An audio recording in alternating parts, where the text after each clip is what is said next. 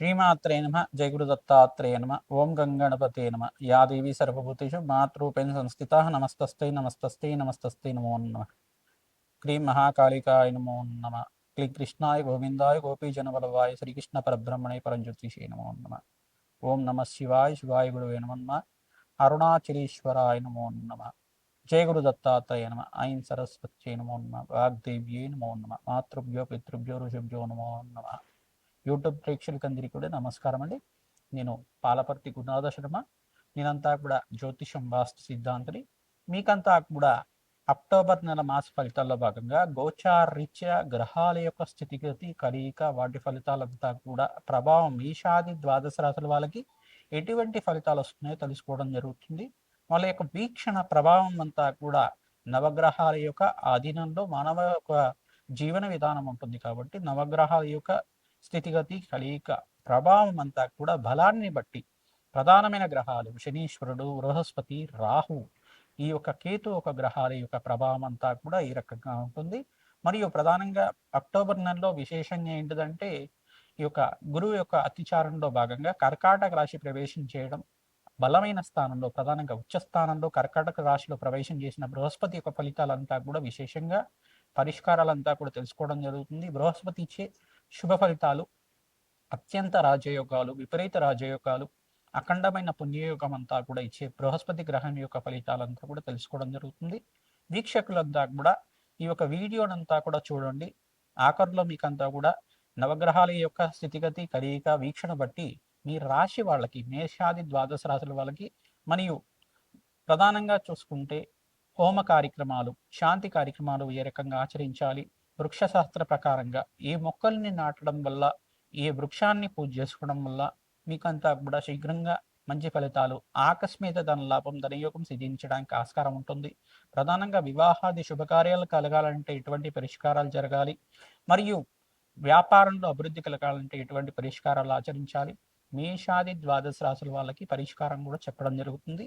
మీరంతా కూడా ఈ యొక్క వీక్షకులంతా కూడా పరిష్కారాలంతా కూడా నోట్ చేసుకొని మీరంతా కూడా పరిష్కారాలు పాటిస్తే గనక శీఘ్రాతి శీఘ్రంగా అత్యంత శుభ ఫలితాలు రావడానికి ఆస్కారం ఉంటుంది. ప్రతినిత్యం కూడా అమ్మవారి ఆరాధన చేయండి. శ్రీమాత్రే నమః, శ్రీమాత్రే నమః, శ్రీమాత్రే నమః నామాన్ని ప్రతినిత్యం కూడా జపాన్ని ఆచరించండి.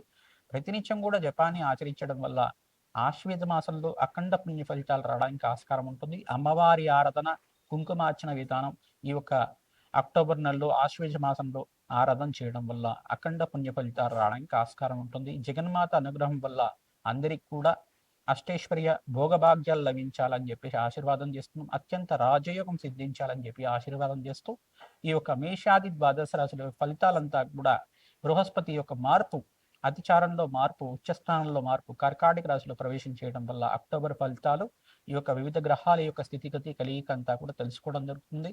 వ్యాపారంలో అభివృద్ధి కలగాలంటే ఎటువంటి పరిష్కారాలు చేయాలో తెలుసుకోవడం జరుగుతుంది. శ్రీమాత్రే నమః. తులారాశి జాతకులకి గోచార రీత్యా అక్టోబర్ నెల మాస ఫలితాల్లో భాగంగా బృహస్పతి మార్పు, అతిచారంలో మార్పు, కర్కాటక రాశిలో ప్రవేశం చేస్తున్నారు. ప్రధానంగా అక్టోబర్ 18, 19 తారీఖులో అంతా కూడా బృహస్పతి మార్పు జరుగుతుంది. ఈ మార్పు అంతా కూడా తులారాశి జాతకులకి ఎటువంటి ఫలితాలు వస్తున్నాయో తెలుసుకుందాం. ప్రధానంగా బృహస్పతి మార్పు అంతా కూడా విపరీత రాజయోగం ఇచ్చే విధంగా మారిపోతుంది. శ్రమతో కూడిన సంపాదన పెరుగుతుంది. మీకంతా కూడా ఇక్కడ రాశిలో ప్రధానంగా చూసుకుంటే సూర్య భగవానుడు సంచారం చేయడం, నీచ స్థానంలో సంచారం చేయడం జరుగుతూ ఉంటుంది. కావున ప్రతినిత్యం కూడా సూర్య నమస్కారాలు ఆచరించాలి. ఓం సూర్యాయ నమః, అర్కాయ నమః, మిత్రాయ నమః, భానవే నమః, పూషాయ నమః, ప్రచండ తేజసే నమః, ఆరోగ్యకర్తే నమః, సవిత్రా సూర్య నారాయణ స్వామిని నమో నమః. ఇటువంటి నామాలంతా కూడా ప్రతినిత్యం కూడా సూర్య నమస్కారాలు ఆచరించడం, గోధుమలు దానం చేసుకోవడం, ఉలవలు దానం చేయడం, శుక్రుడికి ప్రీతికరంగా బొబ్బర్లు దానం చేసుకోవడం, శని భగవానుడికి ప్రీతికరంగా నల్ల నువ్వులు దానం చేసుకోవడం, ఊష్మాడ దానం, తెల్ల గుమ్మడికాయ కానీ పండు గుమ్మడికాయ అంటే ఎర్రగా ఉండే గుమ్మడికాయ కానీ బ్రాహ్మణత్వం కంతా కూడా మమ జాతకరీత్యా గోచారీత్యా సకల గ్రహదోష నివారణ సిద్ధ్యర్థం మమ జాతకరీత్యా పూర్వ జన్మని ఇహ జన్మని జన్మ జన్మాంతరీషు మహాపాతక దోష నివారణ సిద్ధ్యర్థం జ్ఞాత అజ్ఞాత కృత మహాపాతక దోష నివారణార్థమనే సంకల్పంతో ఈ యొక్క పరిష్కారం ఆచరించుకోవడం వల్ల దుర్దోషం ఏమైనా మీ జాతకంలో ఉంటాయి కనుక గోచారీత్య కానీ జన్మ జాతకంలో కానీ లగ్నవశాత కానీ దోషాలంతా కూడా పరిష్కారం జరుగుతుంది, దారిద్ర్య నివారణ కలుగుతుంది, అదృశ్య యోగం సిద్ధిస్తుంది, అఖండమైన మహాలక్ష్మి స్థిర నివాసంగా ఉండడానికి, లక్ష్మీ కటాక్షం సిద్ధించడానికి, లక్ష్మీ కుబేర యోగం అంతా కూడా సిద్ధించడానికి ఆస్కారం ఉంటుంది.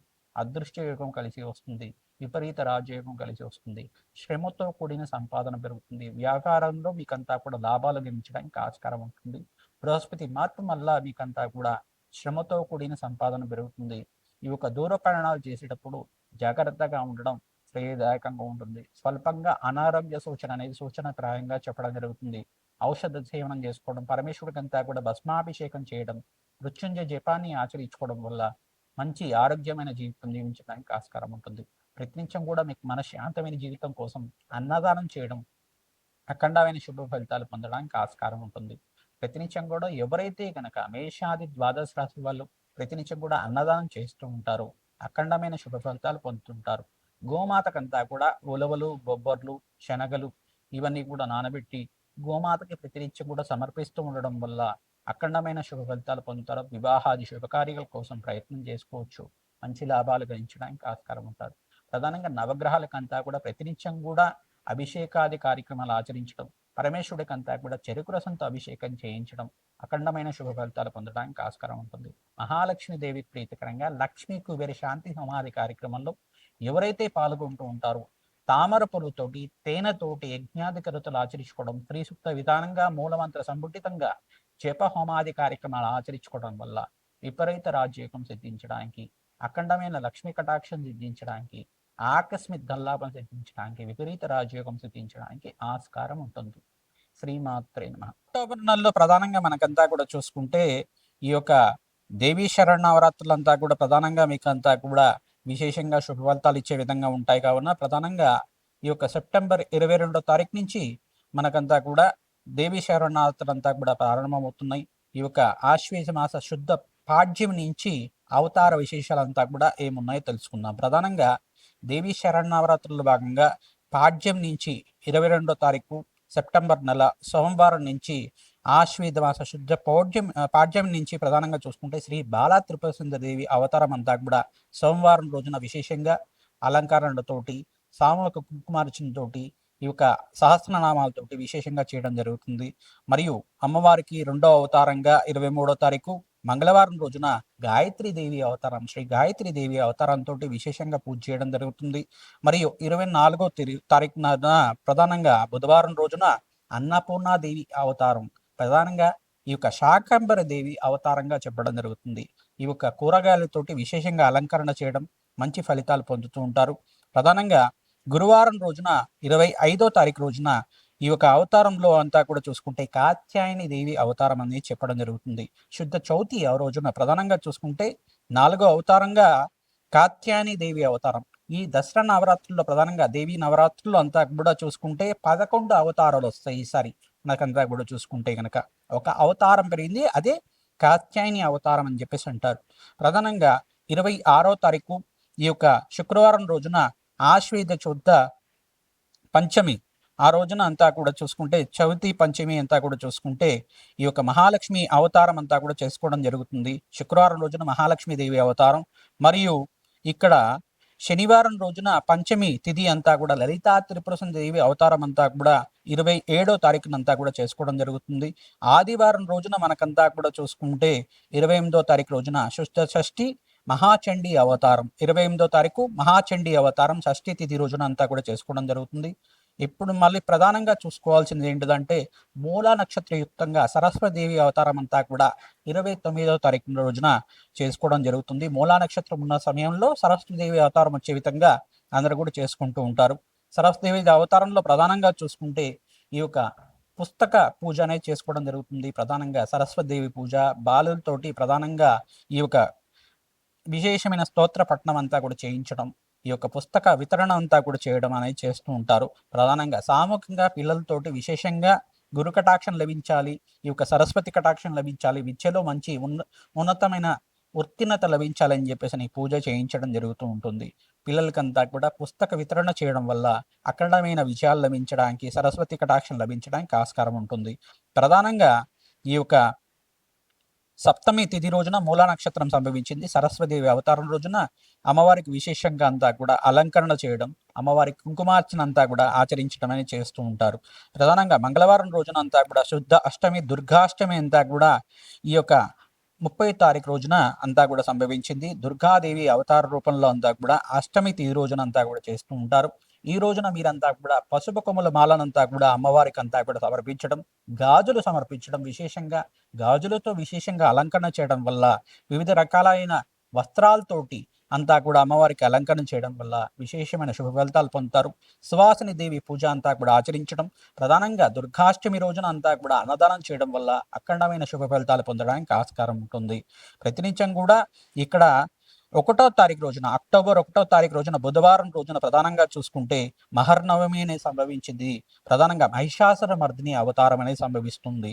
ఆ రోజునంతా కూడా ప్రధానంగా వీరంతా కూడా మహిషాసుర మర్దిని అవతారం రోజున విశేషంగా యజ్ఞాధికృతులు ఆచరించుకోవడం, అఖండమైన శుభ ఫలితాలు పొందడానికి ఆస్కారం ఉంటుంది. ప్రధానంగా సామూహిక కుంకుమార్చనలో భాగంగా ప్రతినిత్యం కూడా ఈ యొక్క పసుపు కొమ్ముల మాలకు కానీ విశేషమైన మాలలంతా కూడా తామర పూలతో అమ్మవారికి విశేషంగా అర్చన విధానం చేసుకోవడం వల్ల, మల్లెపూలతో అర్చన విధానం చేయడం వల్ల, లక్ష కుంకుమార్చన పూజా విధానం చేసుకోవడం వల్ల ఈ యొక్క శ్రీమాత్రే నమ, శ్రీమాత్రే నమ, శ్రీమాత్రే నమ నామాన్ని జపాన్ని ఆచరించడం, సహస్రనామాలు ఏ యొక్క అవతారానికి ఆ సహస్రనామాలతోటి పారాయణం చేసుకోవడం, కుంకుమార్చనంతా కూడా సామూహిక కుంకుమార్చనలో పాల్గొనడం, దేవాలయ ప్రాంగణంలో కానీ ఈ యొక్క అమ్మవారి పీఠం పెట్టిన ప్రాంగణంలో కానీ ఈ మండపాలు పెడుతూ ఉంటారు. కమ్యూనిటీలో అంతా కూడా అపార్ట్మెంట్స్లో కానీ ఈ యొక్క మీ యొక్క ప్రాంతంలో అంతా కూడా అమ్మవారి నవరాత్రులు పెట్టే దగ్గర అంతా కూడా పాల్గొనండి. అన్నదానం చేయడానికి ప్రయత్నం చేసుకోండి. మీకు అంతా కూడా అమ్మవారి అనుగ్రహం అంతా కూడా లభిస్తుంది. అన్నదానం చేయడానికి ప్రయత్నం చేయండి. ప్రతినిత్యం కూడా ఇక్కడ 2వ తారీఖు దశమి అవతారం అనేది ప్రధానంగా చూసుకుంటే దశమి తిథి రోజున విజయదశమి అంతా కూడా సంభవించింది. అక్టోబర్ 2వ తారీఖు గురువారం రోజునంతా కూడా సంభవించింది. గురువారం రోజున రాజరాజేశ్వరి దేవి అవతారం అంతా కూడా విశేషంగా అలంకరణ చేయడం, అమ్మవారికి అంతా కూడా దశమి తిథి రోజున సాయంకాల వేళల్లో అంతా కూడా అమ్మవారికి ప్రీతికరంగా కుంకుమార్చనలు అంతా కూడా ఆచరించడం, శ్రవణ నక్షత్ర యుక్తంగా సమయంలో అంతా కూడా శమీ వృక్షానికంతా కూడా పూజ చేయడం అనేది చేస్తూ ఉంటారు. శమీ వృక్షం అంతా కూడా పూజ చేయడం అనేది ఎందుకు చేస్తూ ఉంటారంటే కనుక శమీ వృక్షం అంతా కూడా విజయాన్ని చెప్తూ ఉంటారు. ప్రధానంగా శమీ వృక్షానికి అంతా కూడా విజయ లగ్నం అనేది ఉంటుందన్నమాట. సాయంకాల వేళలో సంభవిస్తూ ఉంటుంది. ఆ సమయంలో అంతా కూడా విజయాలు సిద్ధిస్తూ ఉంటాయి. ఏ కార్యాన్ని మొదలుపెట్టినా కానీ అఖండమైన విజయాలు సిద్ధించడానికి ఆస్కారం ఉంటుంది. విజయదశమి లగ్నంలో అంతా కూడా ఈ యొక్క శమీ వృక్షాన్ని పూజ చేయడం, ప్రదక్షిణాలు ఆచరించుకోవడం వల్ల ఆ వృక్షరాజన్నంతా కూడా దేవతా వృక్షంగా భావించి దానికి నమస్కారం చేసుకోవడం వల్ల మీ కోరికలంతా కూడా సిద్ధించడానికి, జగన్మాత అనుగ్రహం అంతా లభించడానికి ఆస్కారం ఉంటుంది. శరన్నవరాత్రుల పూజలో భాగంగా దశమి తిథి రోజునంతా కూడా అమ్మవారికి అంతా కూడా శోభయాత్ర అనేది ఉంటుంది. ఆ శోభయాత్రలంతా కూడా సాంస్కృతికమైన నృత్యాలతోటి, గీతాలతోటి అంతా కూడా ఈ యొక్క అమ్మవారి ఉత్సవాలంతా కూడా చేసుకోవడం, అత్యంత శుభ ఫలితాలు పొందే విధంగా గీతాలు ప్రతనం చేసుకోవడం, అమ్మవారికి అంతా కూడా మంగళహారతలంతా కూడా నివేదన చేసుకోవడం వల్ల అఖండమైన శుభ ఫలితాలు పొందుతూ ఉంటారు. ప్రధానంగా మీరంతా కూడా మహానివేదన అంతా కూడా చేసుకోవడం వల్ల అఖండమైన శుభ ఫలితాలు పొందడానికి ఆస్కారం ఉంటుంది. దేవీ నవరాత్రుల్లో మీరంతా కూడా మహిళలు విశేషంగా పాల్గొనడం, అమ్మవారికి వస్త్రాలు సమర్పించడం, అలంకరణ నిమిత్తం అంతా కూడా మీరంతా కూడా అమ్మవారికి విశేషమైన అలంకరణ అంతా కూడా చేయించడం అనేది చేసుకోవడం వల్ల అఖండమైన శుభ ఫలితాలు వస్తూ ఉంటాయి. మీ దేవాలయ ప్రాంగణంలో కానీ, మండపాలు జరిగే ప్రాంగణంలో కానీ ఈ యొక్క సహస్రనామార్చన, కుంకుమార్చన విధానం కానీ, పారాయణంలో కానీ విశేషంగా పాల్గొనండి. జగన్మాత అనుగ్రహం వల్ల శీఘ్రంగా మీ మనోవాంఛలంతా కూడా తీరడానికి ఆస్కారం ఉంటుంది. అమ్మవారికి ప్రీతికరంగా భక్తులకంతా కూడా అన్నదానం చేయడం వల్ల విశేషమైన శుభ ఫలితాలు పొందడానికి ఆస్కారం ఉంటుంది. వస్త్రదానం చేయడం వల్ల అక్కడమైన సంఘంలో కీర్తి ప్రతిష్టలు పెరగడానికి, మంచి పేరు లభించడానికి ఆస్కారం ఉంటుంది. అదృష్టమైన జీవితం జీవించడానికి, ఆకస్మిక ధనలాభం, ధనయోగం సిద్ధించడానికి ఆస్కారం ఉంటుంది. ప్రతినిత్యం కూడా మహాలక్ష్మి కవచాన్ని పారాయణం చేసుకోవడం, ఇక్కడ చూసుకుంటే ప్రధానంగా వీరంతా కూడా అమ్మవారి ప్రీతికరంగా ఖడ్గమాల స్తోత్రాన్ని ప్రతినిత్యం కూడా పారాయణం చేసుకోవడం వల్ల విశేష లాభాలు గణించడానికి ఆస్కారం ఉంటుంది. విశేషమైన శుభ లాభాలు గణించడానికి ఆస్కారం ఉంటుంది. అదృష్ట యోగం సిద్ధిస్తుంది. శ్రీ